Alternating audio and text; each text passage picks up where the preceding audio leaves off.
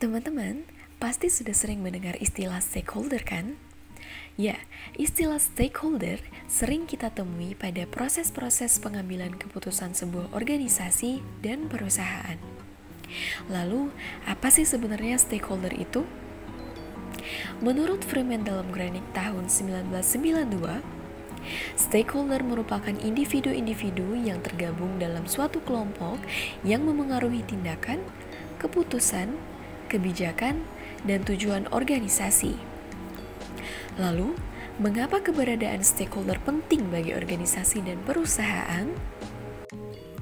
Ya, sebab perusahaan bukanlah entitas yang hanya beroperasi untuk kepentingan sendiri atau sekedar berorientasi pada keuntungan semata, melainkan harus memberikan benefit atau manfaat bagi pihak-pihak lain.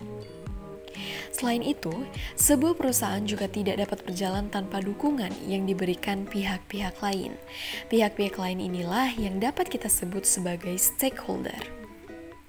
Dan perlu diingat bahwa stakeholder adalah pihak-pihak yang memiliki keterkaitan langsung dengan organisasi. Keberadaannya tidak hanya mempengaruhi, namun juga dapat dipengaruhi oleh organisasi. Pengertian stakeholder juga dapat dijelaskan berdasarkan pengklasifikasiannya. Kasali membagi stakeholder berdasarkan lingkup aktivitasnya, yaitu stakeholder internal dan stakeholder eksternal. Stakeholder internal adalah stakeholder yang berada dalam lingkungan organisasi. Contoh stakeholder internal dalam konteks organisasi bisnis adalah pemilik atau pemegang saham, manajemen, dan karyawan. Sedangkan stakeholder eksternal adalah orang-orang yang tidak bekerja secara langsung dengan perusahaan, tetapi dipengaruhi oleh tindakan dan hasil bisnis tersebut. Adapun contoh stakeholder eksternal antara lain konsumen, penyalur, pemasok, bank, pesaing, komunitas, pemerintah, kelompok pemerhati, dan media massa.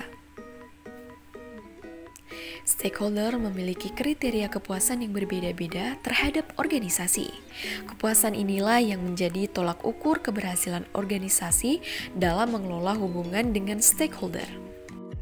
Apabila perusahaan dapat menyesuaikan diri dengan kepentingan seluruh stakeholder, maka reputasi perusahaan menjadi positif dan kinerja perusahaan dapat meningkat.